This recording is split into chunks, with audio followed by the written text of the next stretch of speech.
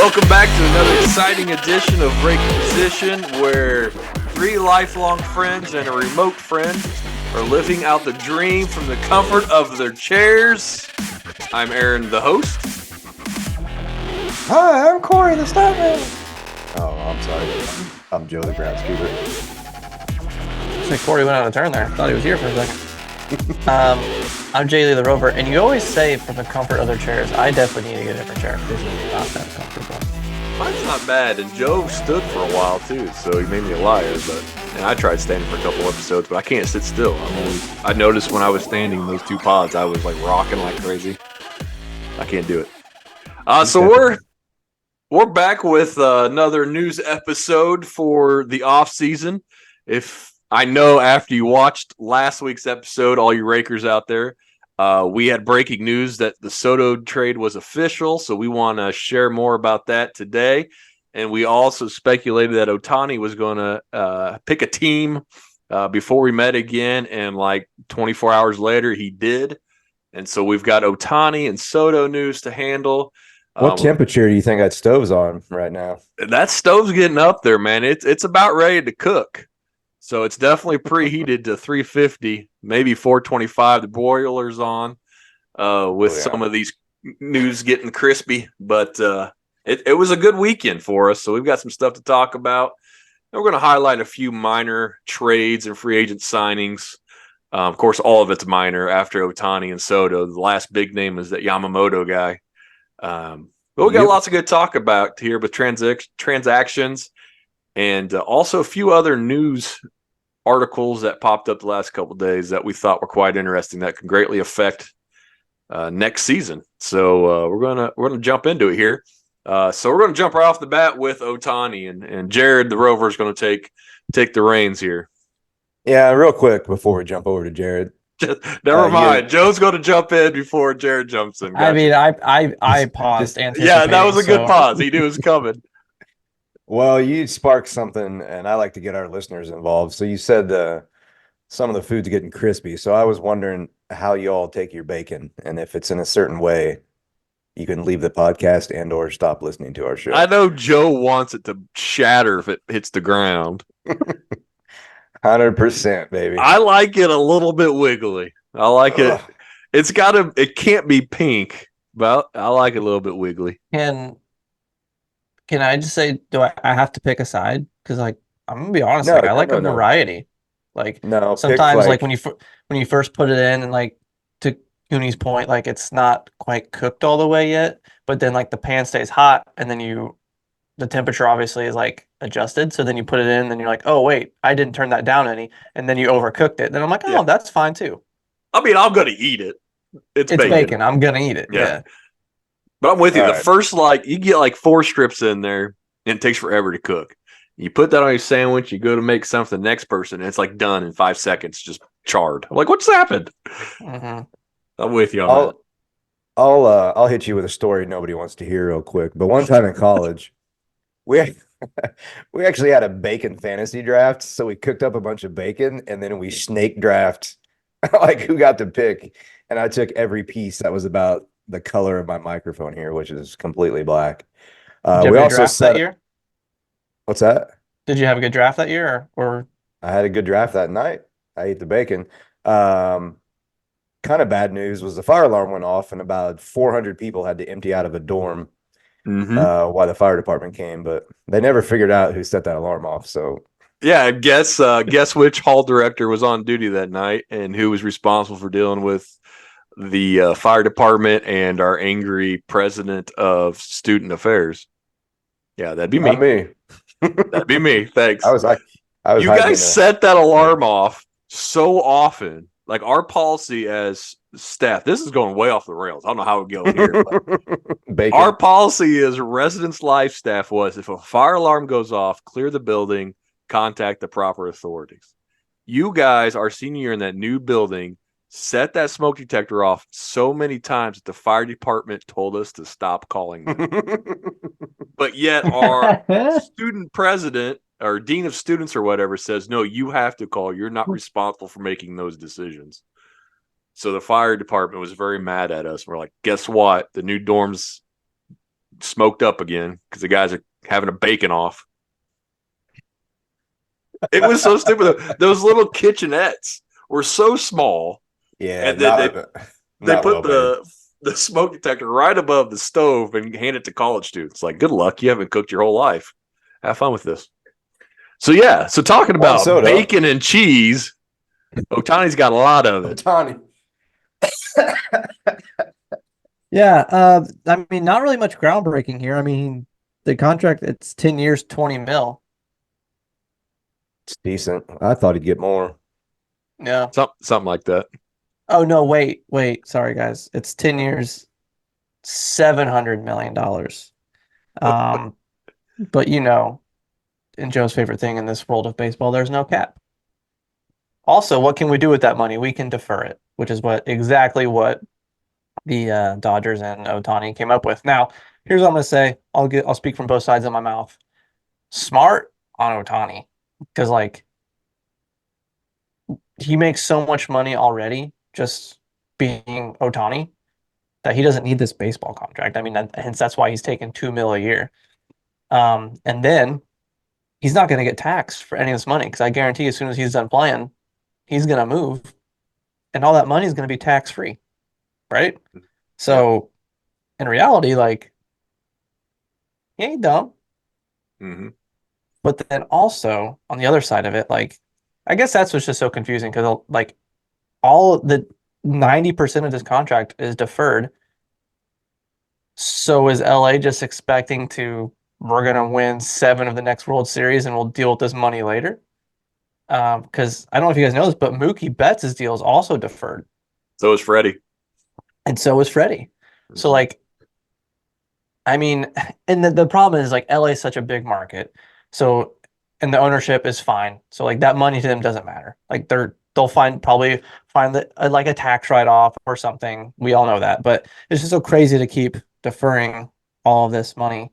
But when looking into this, do you guys know the top 5 largest contracts in baseball? Ooh. Well, we'll obviously start with number 1. Ohtani's number 1. I know number 2. Do you want us to go in an order or just throw them out there? Just each take a guess, and if one goes wrong, the other person gets a chance to. I know Trout. Right. Trout's number 2 now. 435 or 425, correct. Whatever. So number 3, Joe. Mookie's got to be top 5. Mookie's not top 5. Mookie's not a top 5 contract. Nah. Garrett Cole. Ooh, I thought he was. I know he's the highest paid pitcher. Nope. Total value. Are you talking all time or current? Largest contract in baseball history. Oh, history. Oh, okay. What history? What you think Babe Ruth made 800 trillion? A-Rod. Babe Ruth is number 1. No, I'm kidding. So we got Trout. Adjusted for inflation, maybe. So Ohtani and Trout, 1 and 2. All time, then A-Rod's up there. I don't think we're understood. I thought single contract given to said player. I thought his second contract with the Yankees was 350 something. I don't think I'm trusting your numbers. If some of the people that we're saying are seems like a pretty legit site. CBS.com sports. Who are we missing? Because Machado's over 300. Tatis was 380, wasn't he? I don't think so. Because it was 320 something. They're both over 300. I mean, what's their the old men got 40 million a year, but that was just for 1 or 2 years. Verlander and Scherzer. Yeah. Cole's the biggest pitcher. Do you want me to tell you number 3? Yes. Yeah, we're obviously amazing at this. This is a question for Corey, not us. Aaron Judge. Okay, we should have got that. Oh, Stanton. Stanton was over 300 too. I quit. Manny Machado, 350. And then one that everybody's going to forget because how he got this is lucrative. Francisco Lindor, 341. I didn't realize he was getting paid that much. You guys crazy. There's that many 300 contracts. Mm-hmm. Wow. You guys did really bad there. Yeah, we did. I did for sure. But no, so that's crazy. the cool thing about this contract, I mean, obviously it's the Dodgers, and I'm not too excited about that because we'll probably see them a lot. But it was a lot of Ohtani's ideas to defer it because he wants to stay competitive. I think he might have learned that from being with the Angels. Like that's kind of my thought process is maybe all of this is like, hey, I want to stay competitive. But I mean, I think from what I heard from just from endorsements alone, he's making 50 mil a year. Yeah. It's like you don't need that money. I mean, it'd be nice to have that money, and you're gonna get it when you're done playing. So that's kind of cool thing. Like, hey, I'm set for life. Um, but then the other interesting thing, and I saw this today before we hopped on, is do you see he actually has an opt-out clause in it? Um, if the ownership changes, that he has the chance to opt out. So I thought that was pretty cool, and I think the first time I've ever The seen that. GM also. It was Yep. if the owner Mm-hmm. or the GM gets fired, he can opt out. Yep. So I thought that was pretty cool. So that's job security for Um, them. yeah, no joke. You want Ohtani to leave? Yeah. Hire me. And I'm not sure how the ownership group is set up. It's a group of people. So it was the guy that's controlling the Mm-hmm. team. Like Magic Johnson's an owner, but he's not the majority owner. So it's whatever that, I forget his name now, unless you have it in front of you. It's the principal owner or the I don't. managing owner or the GM. So the two Yeah. guys make the baseball decisions that brought him in. But I mean, to give this guy that contract too, the Dodgers are smart too. Like you're signing Ohtani, like you're gonna get so much off of his name regardless that you're okay with deferring because you'll make up that money plenty. You know what I'm saying? Mm-hmm. The last bit I have on Ohtani, and I'll kick it to you guys to see whatever you have about this deal is our boy Lars Nootbaar got asked about this too, and he brought up a story of when he played with When he Team cooked bacon Japan. at college. Oh. Yeah, same exact story. Um, that when he was asked about Otani's contract and like obviously like they became pretty close on the team and whatnot, but he was just so adamant that Otani's an even better person than player. He was very much so like, hey, when I came to the clubhouse in Japan, he's like, I didn't know anybody. I felt like a loner, blah blah blah. And he's like, next thing I know, like Otani's walking up to my locker as I'm getting things, organized.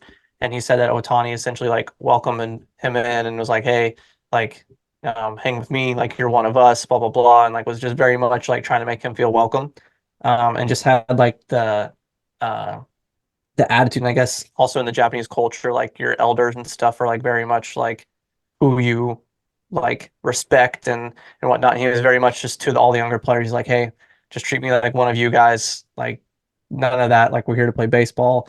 And just seems like a really cool dude. Someone Mm-hmm. that one I would love to have on the pod. So Otani, if you're listening somehow somewhere, Got um, time?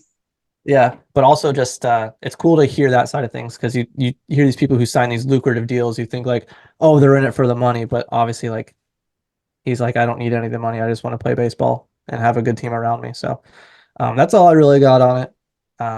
We knew it was going to be an insane deal. I didn't expect the 700. I was thinking 600, but he got his money. So I'll kick it to you guys for any further analysis. We should have did a little, our best guess, and maybe we did, and I forgot about it. But we should have did a length in terms. I think um, my floor was like 500 million. I said, he'll get half a billy for sure. Um, and I wasn't. I mean, the 700 million is obviously a sticker shock or whatever. But were you really surprised? No, I don't. There wasn't really a number I thought that a team could pay and it not make sense just purely for the marketing factor of it. And, I'm not a marketing scholar by any means, but um, it's kind of, I mean, we've had other Japanese players or, yeah, other Asian players that have made a splash, but nobody like Ohtani has. It kind of reminds me of, remember when in the NBA when Yao was playing Mm-hmm. and which I know that's China and a lot more people, but I mean, how much money do you think he made for the Rockets while he was there? That dude would play 2 games and be voted top all-star of the season. Mm-hmm. So I think in a big way you have the same thing with Shohei, with that part of the world, even though, Japan's population is wildly smaller than China.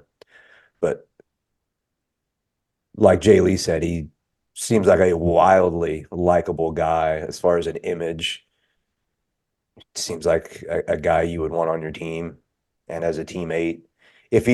I assume he's learning English. If that dude like gets good enough to have some actual conversations and pressers and whatnot in English, I think he even banks that more. Um, so yeah, there was not really a number that I could hear where I was going to be like, oh wow, they overpaid for him. Even though there's a lot of people saying that. Even if he never pitches again, I still think Mm-hmm. in that market you probably make that back. And I got some ranting on the actual contract itself, but before I go off the rails, I'll let Aaron jump in. Yeah, talking about marketing, I think that's a huge part of this because, like, I'm trying to liken it to somebody else. He transcends the baseball world globally, and yeah, you're gonna make that money as a franchise back instantly. I'm trying to think like this would be like almost like if Michael Jordan was a free agent testing the waters after he won his first, three-peat, and instead of going to baseball, he's like, all right, now who wants to sign me? Like, here's a blank check, whatever, because we're going to get that money back in marketing alone. And the other part of the marketing side too, and Buster Olney and Jeff Passan, did I say his name? Passan, for ESPN on the Baseball Tonight podcast, we're talking about this, how the Dodgers viewed this as a way to be the team of the Japan and China and South Korea. Like everybody who's following Shohei, they want to be the team over there. Like everybody in the U.S., Yankees is everywhere. Every kid wants to play for the Yankees. Well, now if you're from an Asian country and you're following Shohei, everybody's going to want to be a Dodgers player. And so these other players that come over, they grow up watching Shohei play in LA. They're like, well, if we're going to make the jump, we want to go to LA too. And I think there's something to that because the Braves, I've heard this many times. Andrelton Simmons said it. Ozzie Albies has said it, how they grew up watching the Braves because Andrew Jones was there. And so other Curacao kids wanted to play for the Braves because that was their favorite team growing up.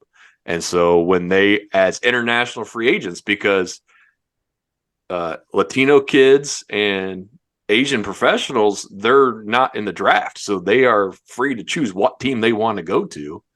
And so now, of course, yeah, I'll go play where Shohei went. He's my hero.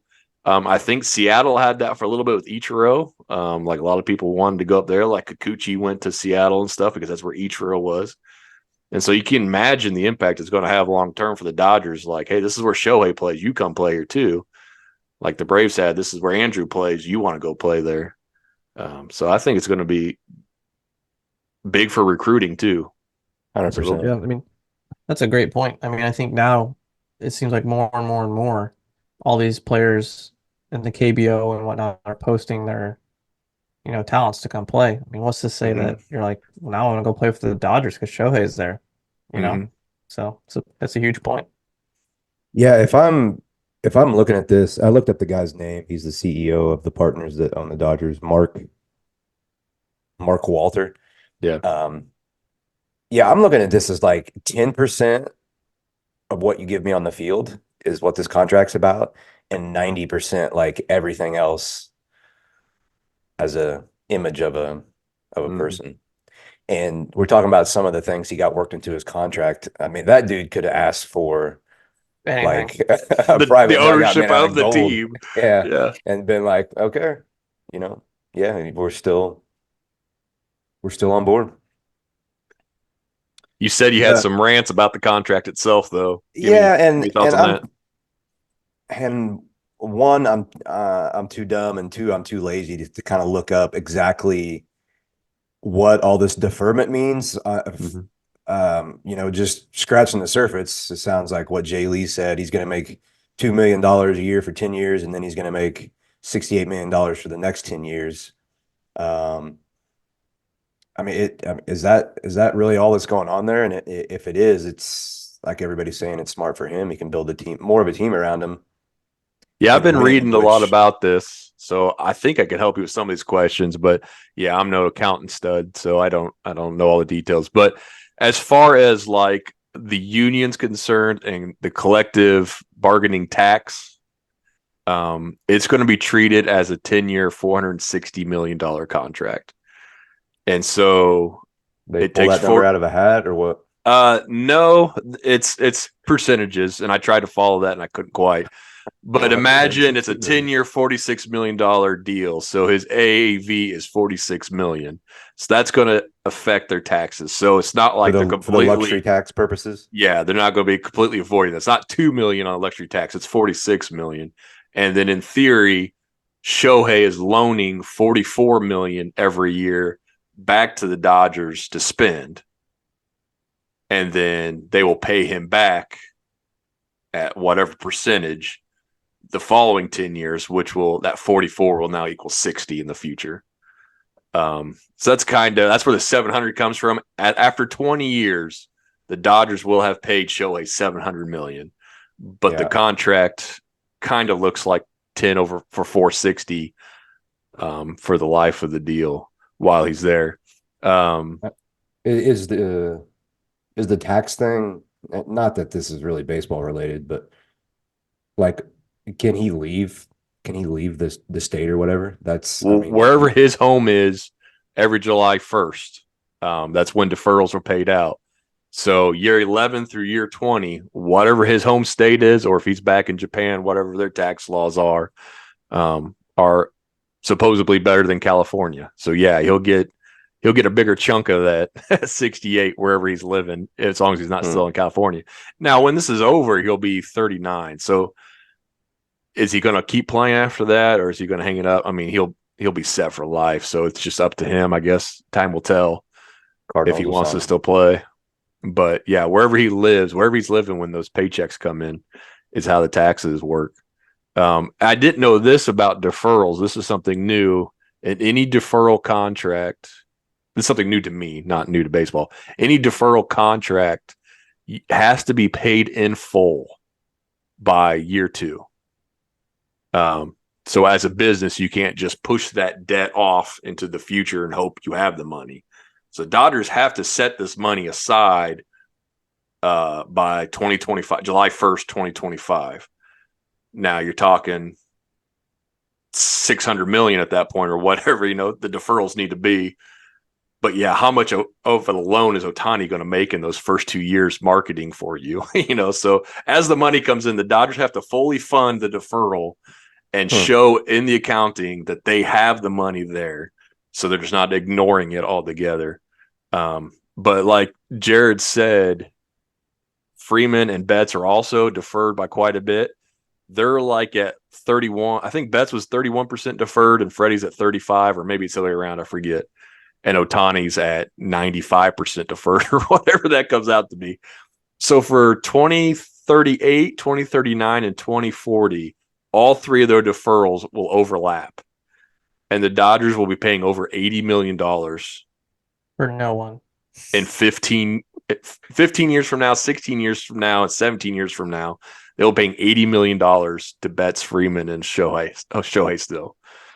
And so, yeah, they had to have all that money set aside. So Freeman's deferral needs to be ready to go this year because this is year 2's up already.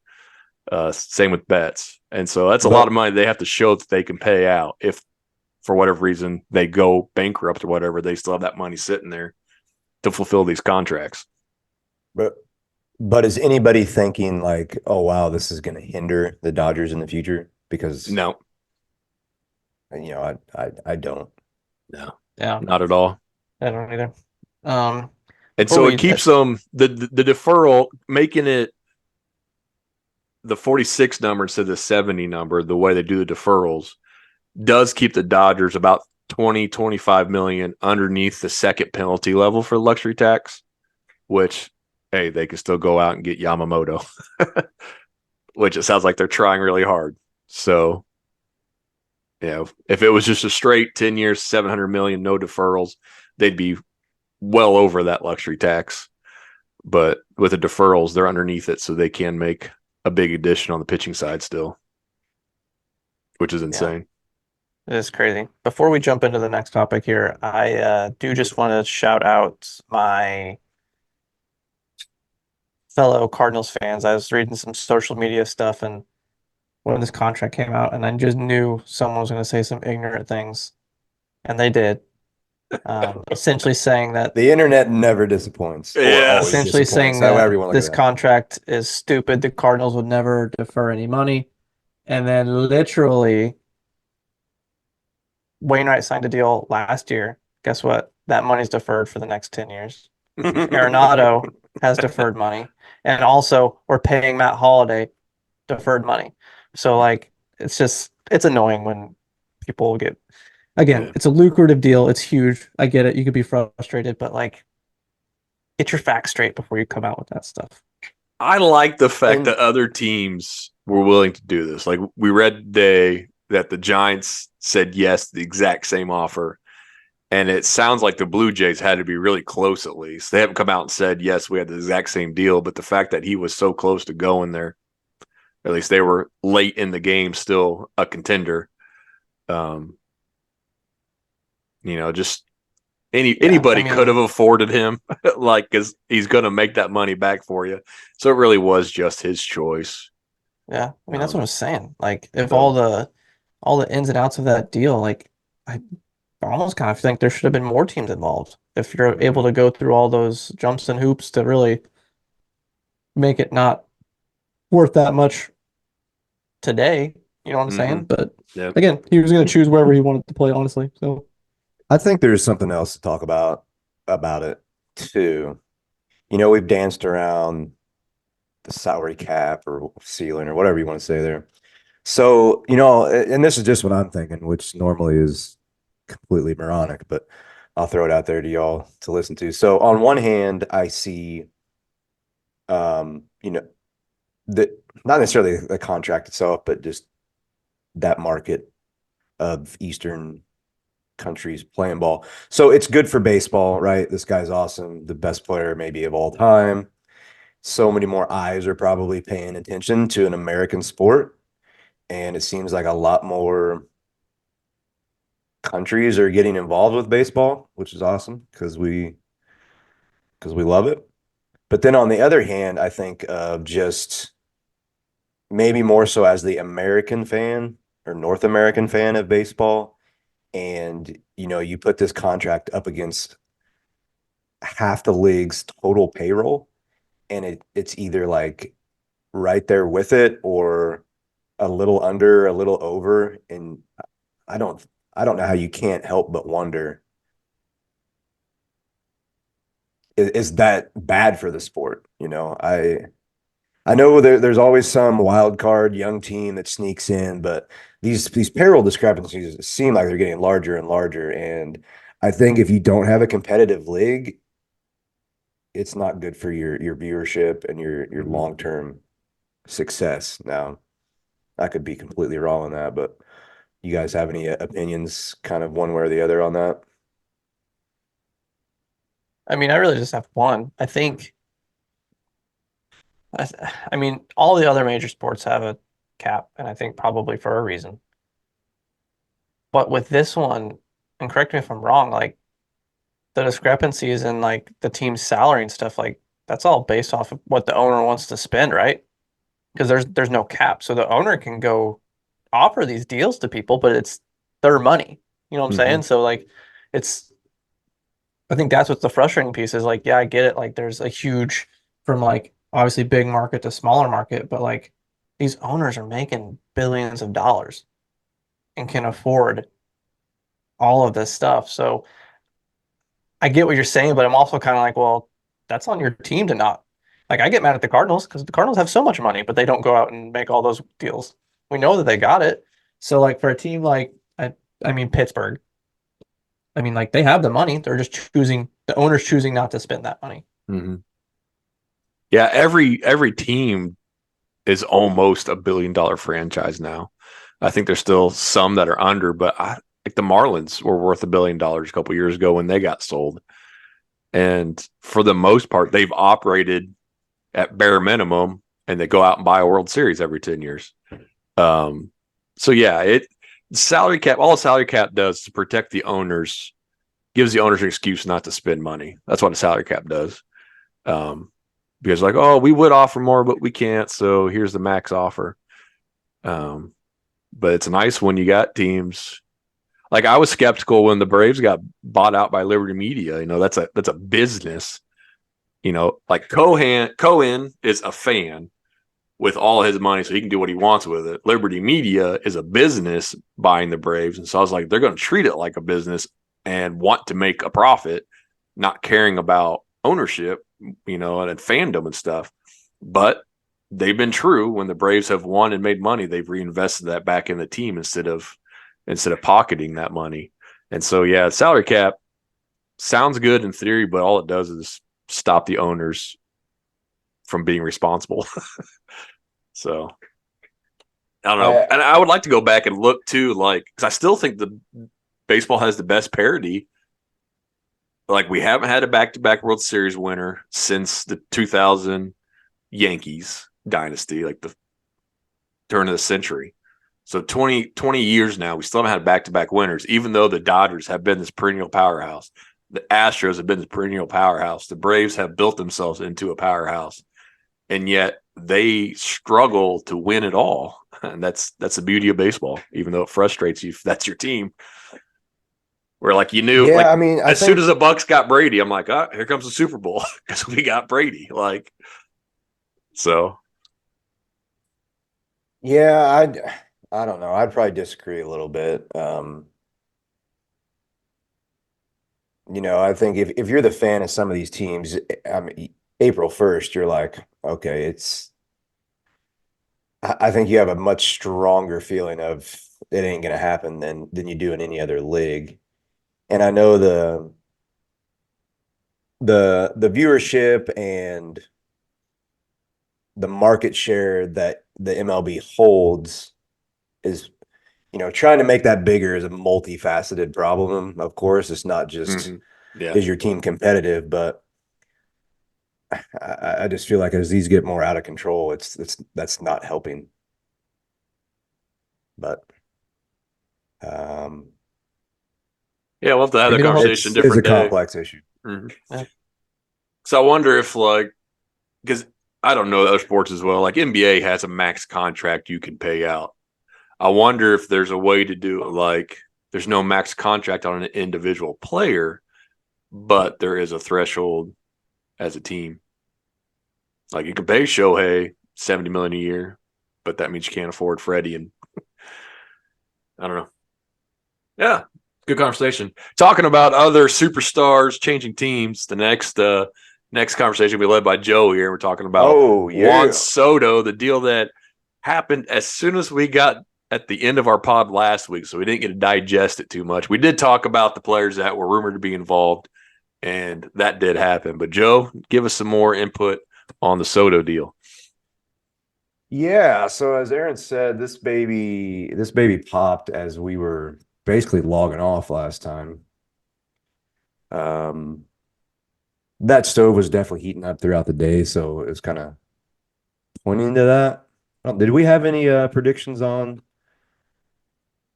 where we thought Soto was going? Anybody know that? 3 of us said we were going to the Mariners, and Jared said he was re-signing or staying put and then signing. Okay. Yep, we were all wrong. Yep, we were all wrong. But that's what we are here. I'm trying to pull up, like, I guess I'll run through who all was involved in the deal. Even though, as you know, I'm probably not going to know half 90% of who these names are. Give me a second here.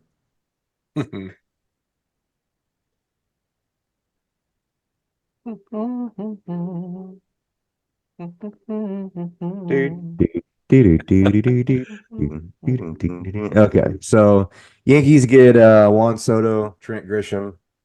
They're sending back to the Padres Michael King, right-handed pitcher. Drew Thorpe, right-handed pitcher. Johnny Brito, right-handed pitcher. Back away from the microphone. Am I sounds funny. You're it sounds eating funny. that thing. It's all muffled.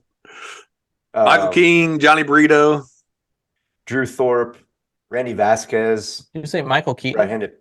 Right-handed pitcher. Batman, right and left-handed pitcher. And then a catcher here named Kyle Higashioka. Another man, they love their catchers in San Diego. Mm-hmm. Yeah, so a lot of pitching, which I'm guess probably has to empty out the top of the Yankees farm system. At least their pitching side of it. So I don't have a lot to say on the people that went back. I'm usually of the mindset of if you can get an established player for prospects, especially I said this last podcast that if they got him, they would for sure resign him. And I think they will for sure resign him. So, I would take the established player all day long. And Soto is amazing, but I think there's still a large thought out there that we haven't even seen the best Soto. Doesn't seem like he's ever put it all together, as crazy as that sounds. Like he, his batting average struggles, he goes into some slumps. Maybe he's still maturing as a player and as a person. He's still super young. So I also mentioned last pod that I didn't think it made the Yankees a contender, even for the division, I said. Maybe I'm a hater, but yeah, never mind.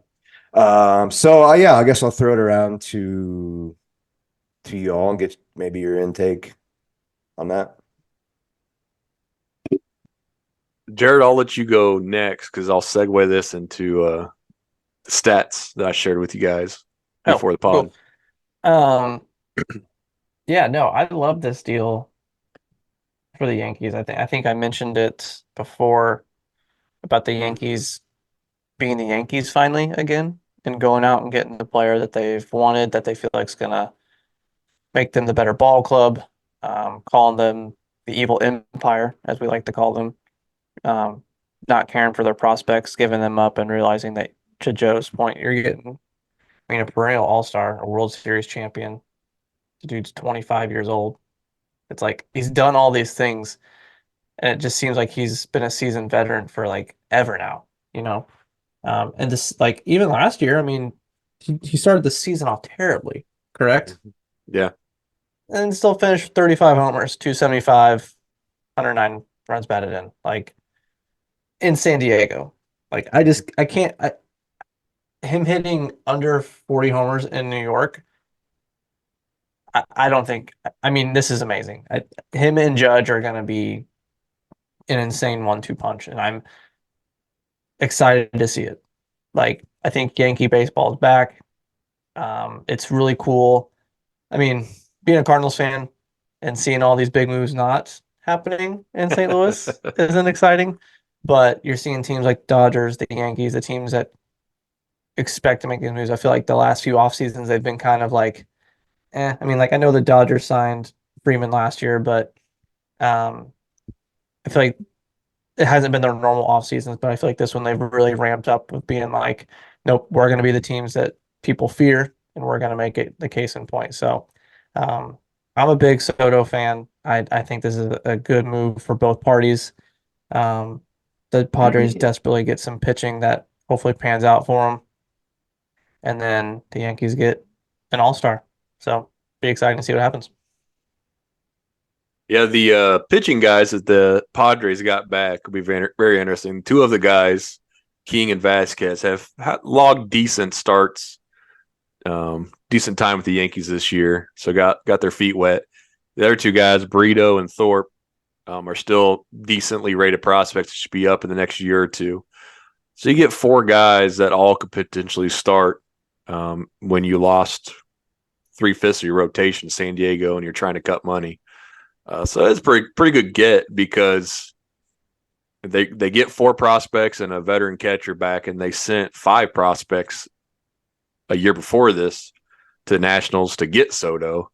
And so the fact we kind of highlighted this last week, that the fact that it was even close when it's only a year left before Soto's a free agent now, you think his price would have dropped more. But I think a lot of it was the free agent hitter market.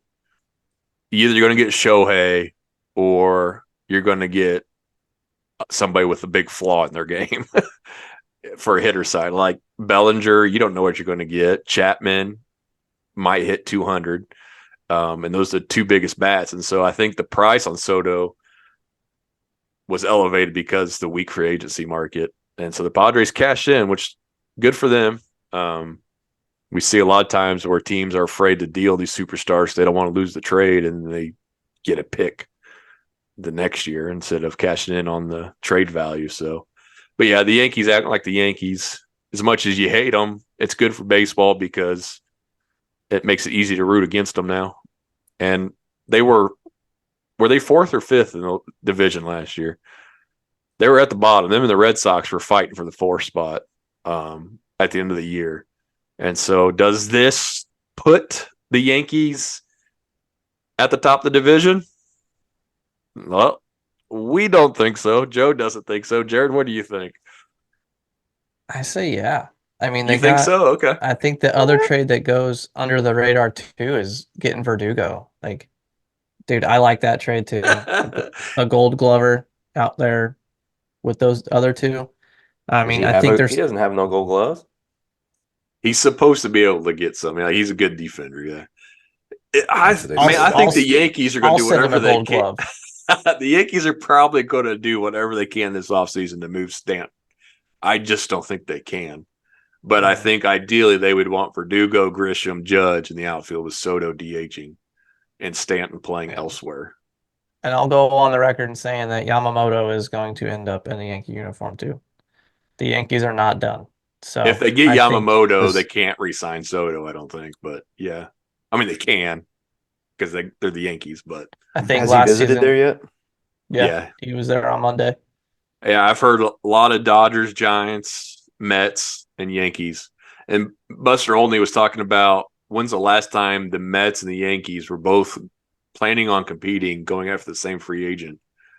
It doesn't happen very often because the Mets usually aren't this competitive. So, man, price tag on Yamamoto, they're talking $300 million now.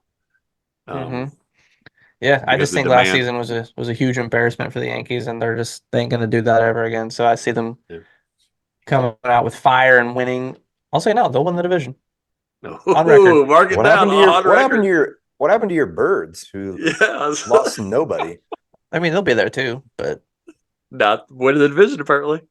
So I've got this interesting exercise, and this was me just chasing down rabbit holes after we saw Ohtani and Soto officially go, because everybody's talking about in the national media how great the Yankees offense is going to be, and they see all these projections of like, how would you do this lineup? And I'm looking at the lineup, I'm like, it's Judge and Soto and who else? Same with the Dodgers. Last year I said the Dodgers were top heavy. Now, obviously, that top got a lot better, but I'm still not a fan of 4 through 9. But what I did for fun, just to see where we all land without any biases, I took the top 3 AL teams and the top 3 NL teams according to MLB.com playoff betting odds after Ohtani and Soto happened.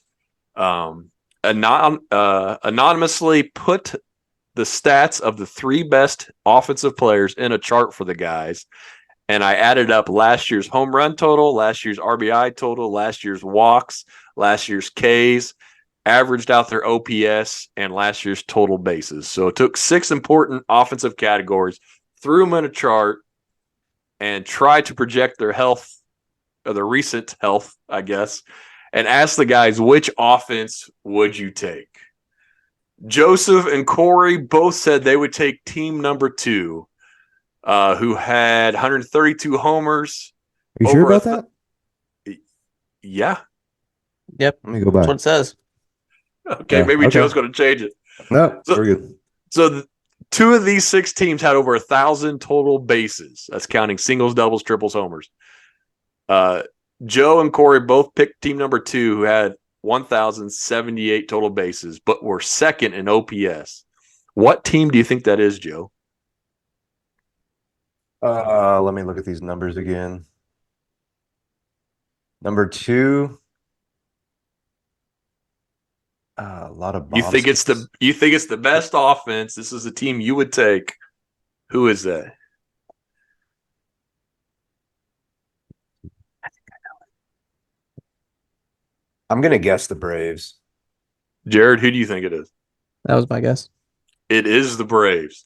So after all this talk, this was my own bias getting into this. Like, anytime someone ignores the Braves, you guys know I go crazy. So everybody's talking about, the Dodgers, the Yankees, the best duo, the best trio. Who would you take? What's the best lineup? So these stats are Acuna, Olsen, and Riley last year. Never heard of them. The only thing they get beat in is OPS. Because they have fewer walks than these other teams, but hit more homers. So, Jared, you picked number 4 as your favorite offense. Who do you think that is? Team number 4 only had 96 homers, but had the fewest Ks, 893 OPS, and had the second most RBIs. So a lot of RBIs, a lot of walks, a lot of on base, but not quite the power. I was gonna say the Phillies, but Kyle Schwarber plays on that team, so that can't be for the K's part. So Jared's picking high OBP, lots of contact, and I'm gonna say Baltimore. That is Houston Astros. I hate the Astros too. Yeah, exactly. That's Yordan Alvarez, Kyle Tucker, and Alex Bregman are the three best players from last year. I like Yordan.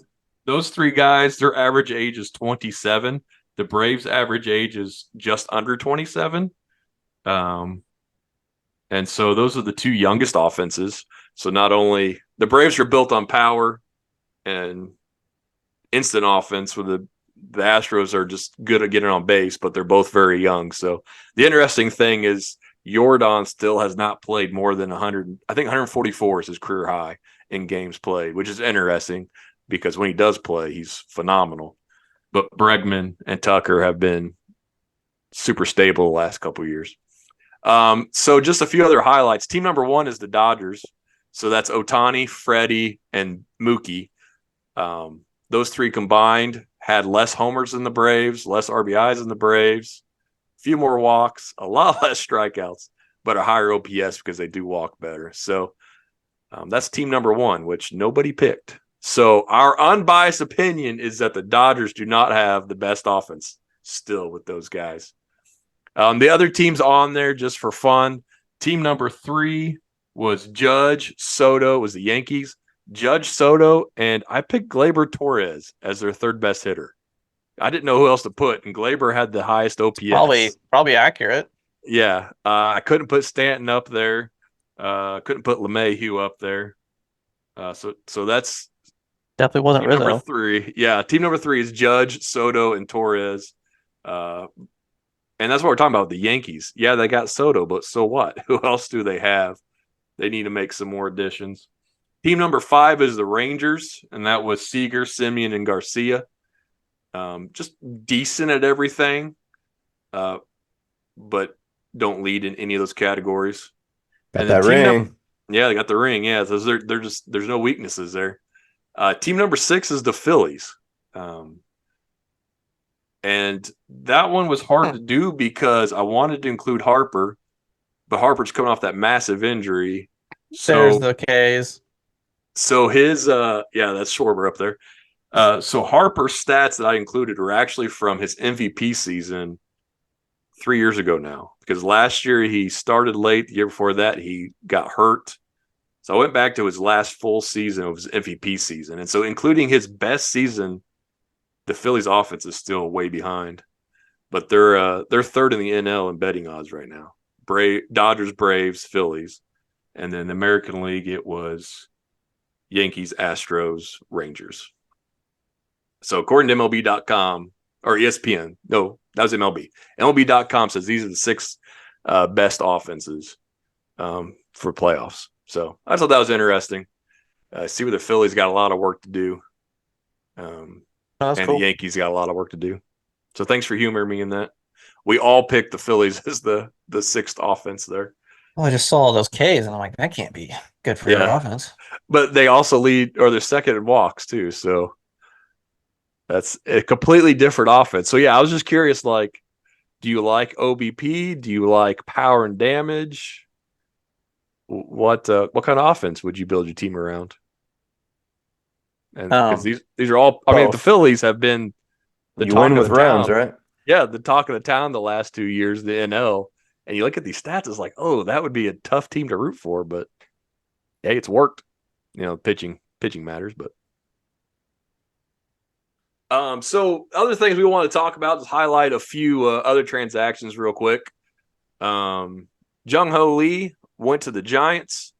Joseph's got a insider correspondent for the Giants, and he's going to share a few thoughts on Jung Ho Lee signing out there 6 years, $113 million plus the $18 million posting fee. Can't wait for this. Yeah, which I actually didn't even know this happened until my insider did text me. I think he knew this before the actual deal happened. But we have was it ever? It's never been determined that y'all are related, is it, Aaron? We are not related. As far as you know. I mean, you ain't done no. He's red Irish. I'm black Irish. We're different sides of the track. All righty. That's what it is. Okay. Both look awful white to me, but anyway, so hair color. Oh, so this deal goes through, and I would say, this guy's he's kind of like me when it's a fan. We actually try to one up each other on how pessimistic we can be about our teams. So, he kind of blew me up. He didn't really blow me up. There's just a couple messages that I thought was funny, and he is a big Giants fan. He lives out in California, so I don't think this is a bad word. If it is, what do we have here? A surprise guest. Actually, just the other part of our squad. Hey! We need to start making entrances like this more often. Excitement to the pod. Corey, you just missed the reveal of the offenses. So you picked number 2. That was the Braves. Okay. Number 1 was the Dodgers. Okay. Don't start giving him stats. We'll be here another 2 hours. Number 4 is the Astros, which is Jared's favorite team, according to his unbiased opinion. Number 5 was the Rangers, and number 6 was the Phillies. Okay. So your unbiased opinion is that you would take the Braves trio of Acuna, Olsen, and Riley over Ohtani, Freeman, and Betts. You said it, not me. No, yes. That's fine. Make numbers say anything you want. That's also true. That is the true. big thing for me was the durability here, which I'm surprised with Acuna. That includes his ACL season? Yeah, Acuna's played 2 out of 4 seasons where Matt and Riley have played longer and never missed games, so they offset it. I mean, like Ohtani, if he didn't pitch, he wouldn't get hurt, right? So that's the thing. Betts is hurt a lot. Betts' numbers are actually low because Freddie never misses. So, yeah, it was interesting. I had no agenda, really. I was just wanting to see how the Braves compared to the Yankees and the Dodgers. And then I included the Rangers, Astros, and Phillies to get 3 teams from each league that were supposed to be in the playoffs next year. And the Phillies did not come out look pretty. Or Jared loves not striking out. Yeah, he likes the not striking out and getting contrary on base. to popular belief, because I struck out a lot. Which the Astros was Jordan, Tucker, and Bregman. That's who I picked there. So yeah, there we go. Okay. And we were just getting our insider. So we're talking about Jung Ho Lee signing 6 years, $113 million. Yeah. And Joe's got a Giants insider correspondent. Yeah, so back to our buddy on the West Coast and our Giants insider. So, and I was trying to determine whether or not this is a bad word. Let me type it in the chat and see if I can say this. When in doubt, because there's probably yes. I would say yes. Yes, as in I can say it? I feel like there's a prefix usually that would determine whether or not it is. Yeah. Let me just read it. I mean, was one of our listeners going to turn Just say quote beforehand so we know it's not your words. Yeah, so quote through text, well, Giants just blew their wad. And I said, man, I thought they would get the other Japanese player, the pitcher. He said, nope, overpaid for a 60% ground ball hitter who broke his ankle last year. And remember, this is me, but on the West Coast, being a pessimistic fan because we resemble each other in that. And I said, he's probably the next Ohtani. And he said, he has zero power. And I said, I bet they still sign that pitcher. And he said, they need to. They don't have a number 2 guy. And that was the end of the conversation. But yeah, this dude. That's a pretty large deal for. And obviously, I don't know nothing about him, but I looked up some of his stats, and he does seem kind of like the guy the Bo Sox signed last year. You know, he's not going to hit you 40 bombs, but maybe he's on base 40% of the time for you. So, is that deal worth that? I don't know. Well, if you need the stats, Corey's back. We got our KBO insider here. That's true. Oh gosh, I don't even know his name or what that 1995 website was called. KBOstats.com, was it? Yeah, it's mykbostats.com. So I'm KBO. gonna, what's his name? Can someone spell it for me? Jung Ho Hoo Lee. It's no, relative to Jared's. HOO, 2 O's. Yeah, Mm-hmm. I would say who. Jung Hoo. Yeah. Is he a 6'1", right-handed throwing, left-handed hitting, 25-year-old? I believe so. Yeah, okay. Sure. He was MVP 2 years ago. That's all I noticed. Yeah. So let's start with. Well, we could start wherever we want. Oh my gosh, this guy's a beast. In 884 total games, he's hitting 340 with a 491 slugging, 898 OPS, 65 home runs. So the power maybe isn't all the way there. It's all extra bases and speed. Yeah, I don't think it's homers. Yeah, he's got 244 doubles. It's like he can steal if he wants to, but yeah, I mean, I would say he's probably comparable to Yoshida because I don't think Yoshida had overwhelming power, but he's a good hitter. But I mean, 2022 he had a 996 OPS, 2021 a 960 OPS, and that's a 996 OPS with 23 homers, a 960 OPS with 7 homers, which is pretty tough. That's that's like 55 doubles. I just want to remind us that we talked about Eric Fetty last week, who was this year's MVP. And now Lee's coming over, who was MVP from 2 years ago. So I still want to know how KBO transitions into MLB overall. Because it does seem like a massive overpay, but I think the Giants are just tired of losing out on free agent targets. But maybe they're thinking, hey, we get him over here, maybe Yamamoto or Sasaki or one of those other pitchers in the future will want to play here also. So, as far as South Korean players in the majors, so Hyunjin Ryu, probably the best one that's still here playing. Ji-Man Choi, Ji-Hwan Bae with the Pirates. Hae-Sung Kim, pretty good. Where was Yoshida from? Japan. Sungwon Oh, I know you guys are familiar with that guy, Korean. Mm-hmm. Yep, big fan. I'm probably sliding someone by not mentioning them, but Byung-Hyun Kim, obviously. Yeah. Iconic Byung-Hyun Kim. Everybody threw the baseball that way when they saw Byung-Hyun Kim throw a baseball. That's so true. And I threw that baseball right through a window. There you go. Just like Joe Kelly. The other free agents is a lot of stuff happening, but nothing huge. Candelario going to the Reds is interesting because they've got too many infielders already. And the fact that the Royals have jumped on the market and signed 2 relievers and a starter really paid for Lugo. That's a big contract for Lugo.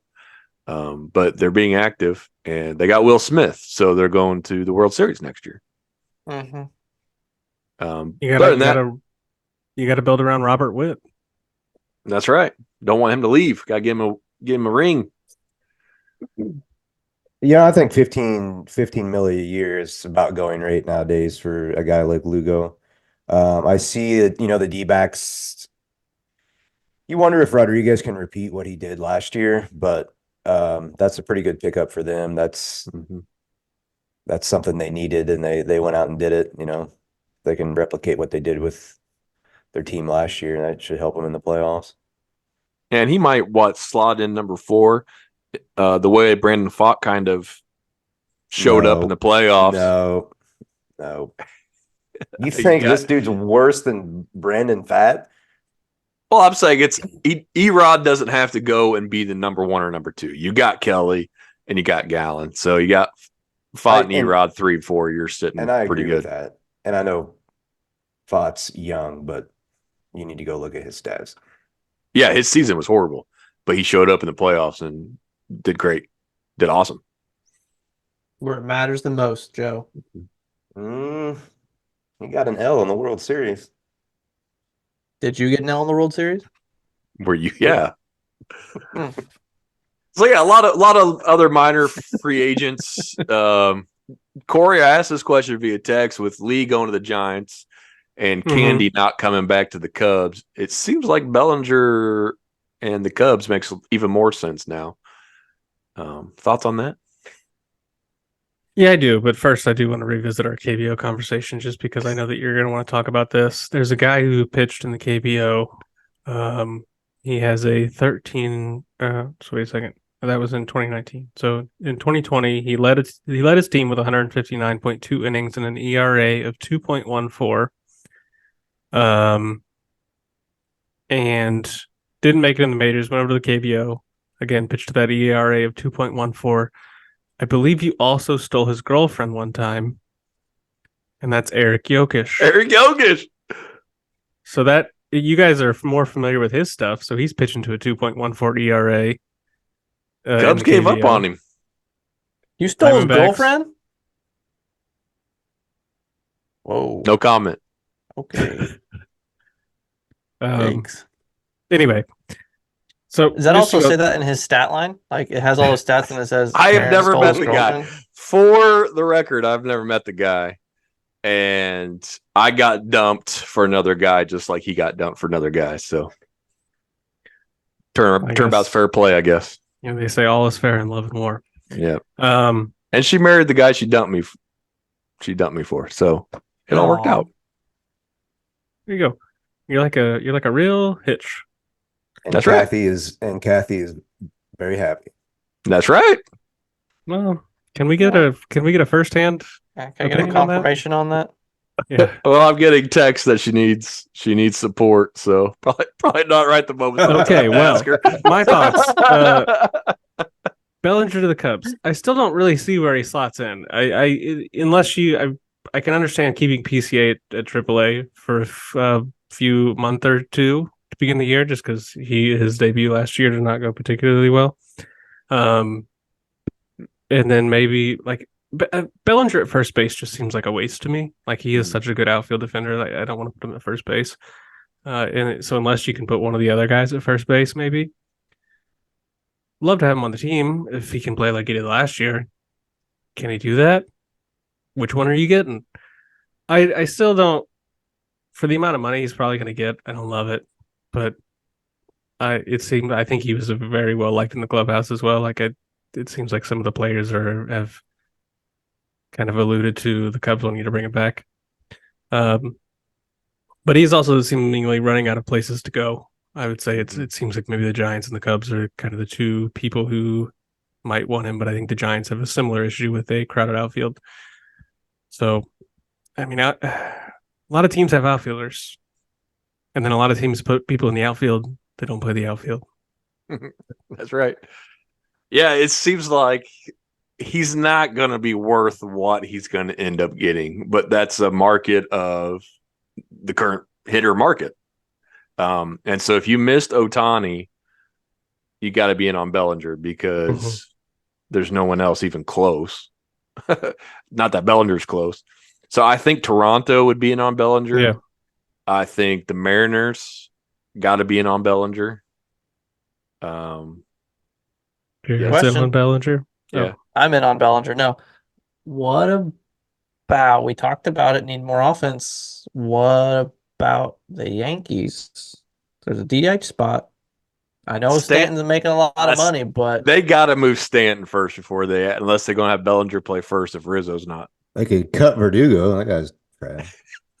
Trash, man. Yeah, they just added 3 left-handed outfield bats. I think if they make an addition, what's one more? It would be in the rotation. Teach Bellinger to swing right hand. Yeah, I just think he hits lefties pretty good. I'd sign Bellinger's going to get $200 million, and he's going to be worth $100, if that. And yeah, I just hear a lot of talk with the Cubs. I honestly think out of those teams, I think the Angels should be in on him. That's actually, I think, where I predicted him to go. But the Cubs keep coming up, and I don't see a huge fit either. Out of all those teams mentioned, they have the least need for him, unless they are just going to stick him at first base. What I want to see is Matt Chapman. Like that's my that's what they would get my gold stars if they brought in Chap. Yeah, I like that a lot. But let's see. First left-handed pitching in 2023, Bellinger actually hit better.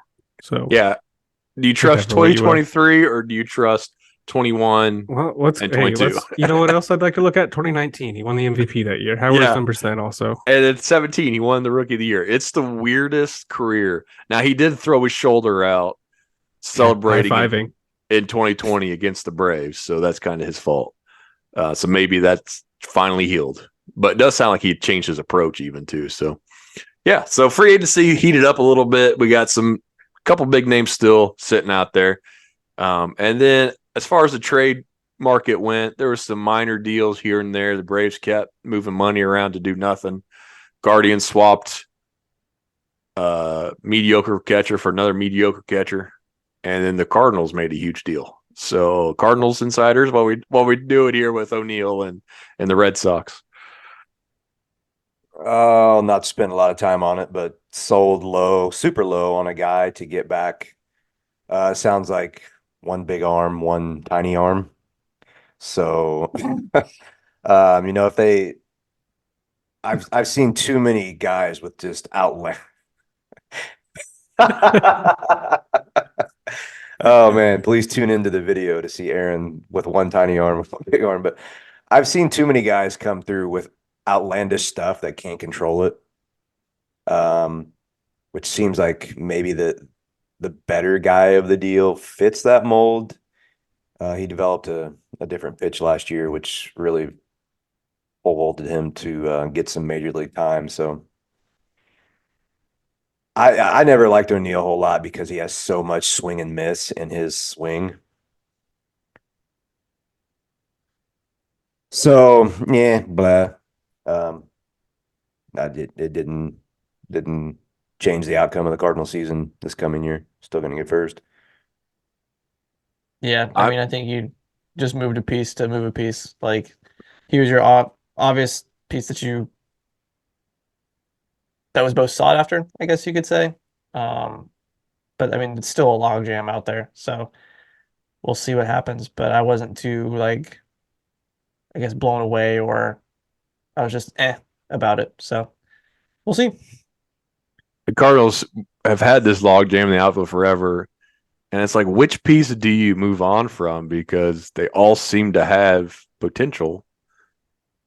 Like O'Neill's a 30 homer Gold Glover, but can't stay healthy and kind of made people mad last year. Carlson is uber prospect switch hitter who hasn't hit his potential yet, but there's no reason why he won't. And you got to put Walker out there. So, yeah. Interesting trade. Cardinals had to move somebody though from that outfield to make it happen. So nothing else. The Dodgers sent 2 guys on their 40-man roster to the Yankees for 1 guy who's not on the 40-man roster so that they could add Shohei and Joe Kelly to their 40-man roster. It sounds like Victor Gonzalez, the lefty's a nice pitcher, nice reliever. They sent Yorbit Vivit. I'm not sure how to say his name. They sent an infield prospect who's a decent floor, not a high ceiling, for a Yankees guy with a decent floor, not a high ceiling. So just some moving around, some 40-man people there. Other than that, not much else has happened on the trade market. Glass now has been in the rumors a lot the last couple of days. Now Shohei's gone. Still expect Burns and Bieber to be moved. Be interesting what position players now get moved because the free agent side is weak. And if you missed out on Shohei, you got to make up for that somehow. So I expect to start hearing some bats in the market that we originally weren't hearing. Be interesting. We've got some other. Go ahead. Sorry, I texted you guys this when all the deals went down, but I just want to go back to it. Can you imagine getting a text from your agent or you hear it on social media like you just got traded to the Atlanta Braves? Oh, wow. Cool. That's exciting. You go to sleep. You wake up the next day. Hey, you just got traded to the White Sox. Do you retire? I think you retire, right? I think you do. You kind of just hang it up. Is that better than going to the Pirates? I don't know. Yeah. I think those calls went, yeah, this is the GM for the Angels. You're getting traded to the Braves. Oh, hold on. Call waiting. Yeah, you're not playing for the Braves. Don't pack your bags yet. Oh, thanks, man. Oh, going to the White Sox? Okay, thanks. I think that's how quick that happened. Oh, man, yeah. I don't know. The Braves basically moved all this money around to get Kelenic. Is it Kelenic or Kelenic? I don't know how to say it. Kelenic. I knew you didn't know who it was either. And Fletcher. I'm excited. I'm excited for those trades. But yeah, it's crazy. We got some other things that we were going to talk about, but we're going to share those with you guys next week. Some potential Orioles news and something kind of cool that the MLB is looking to do in spring training with prospects. So we're going to talk about that next week, and hopefully have more trades and free agency signings to bring to you guys before Christmas break. Any final comments on tonight's episode, fellas? Corey, how was your? Corey can make it. Yeah, that was a nice surprise. How was your family time? It was good. We were on a train. It moved slowly. Did it go to the ghetto North Pole again? Yeah, it did. Dude. I mean, the Polar Express in St. Louis, if you're listening, which I know you are, put some money into that North Pole. It's sad. I've got neighbors. I've got neighbors that decorate better than that. Yeah, I mean the on-train experience is what you go for, I think, as opposed to the hot cocoa part was cool. The brief passing of a lights display. And was it the same Santa that got on? So every train. There's only one Santa. But yes, there's only one. The Santa that got on the train looked nothing like the North Pole Santa. Oh, I didn't pay that close attention. Two different Santas. I think, but every car has their own. So there's like 8 cars. So it was like if I took baby powder through my beard and walked around on the train. You should try it. Yeah, maybe you should have. Supplemental income. You guys don't know is like that's what draws the free agents to St. Louis is that train. So, all right. Okay. Before you sign us out, Aaron, Corey. Yes.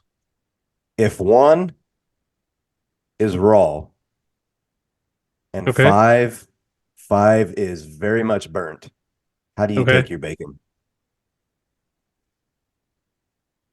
4. Nice. Yeah, that's the correct answer, baby. Whatever. All right, Aaron, get us out of here. No, I have a food question as well. If you're buying pizzas, medium-sized pizzas for 7 grown men, how many pizzas are you buying? 9. Medium-sized. Okay, Jared. How many men are there again? Seven men that are 24 or older, all in good health. Medium sized. Yes, dude, I could smash one by myself. So I know. I would say 2 people per minimum. medium, but 7 makes more sense. I won't go 9, but I'll go 8.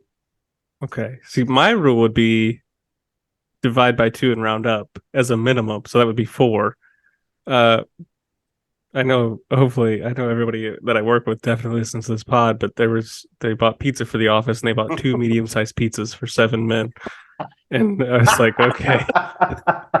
That's an appetizer. Oh man, you were still hungry after that. Well, no, but then there were 2 pieces left and nobody wanted to be the ones to go get the 2 pieces. And we didn't even finish it. So now that's just going to be You're the a bunch of precedent math that we've set now. nerds. You can cut that into equal pieces. I know. So now they're just, it's like the assumption is now that 2 pieces Yeah, now is like, enough. wow, that feeds a lot of people. Yeah.